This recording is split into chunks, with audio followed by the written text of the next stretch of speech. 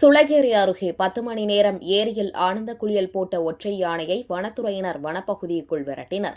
ஓசூர் வனக்கோட்டம் பேரண்டப்பள்ளி பகுதியில் கடந்த சில நாட்களாக ஒற்றை யானை சுற்றித் திரிந்தது. காவிரி நகர் காமன்தொட்டி வழியாக சென்ற யானை சுளகிரி அருகே உள்ள அட்டக்குறுக்கி கிராம ஏரிக்குள் புகுந்தது. ஏரியில் உள்ள ஆகாய தாமரைகளுக்கு நடுவே சுமார் 10 மணி நேரத்திற்கும் மேலாக குளித்த யானை மீன் வளர்ப்பிற்கான மிதவை கூண்டுகளை தும்பிக்கையால் இழுத்து விளையாடியது. இதனை காண நூற்றுக்கணக்கான கிராம மக்கள் திரண்டனர். யானை நீண்ட நேரம் ஏரியில் இருந்ததால் வனத்துறையினர் பாதுகாப்பு நடவடிக்கையில் ஈடுபட்டு பட்டாசு வெடித்து வெளியேற்றினர்.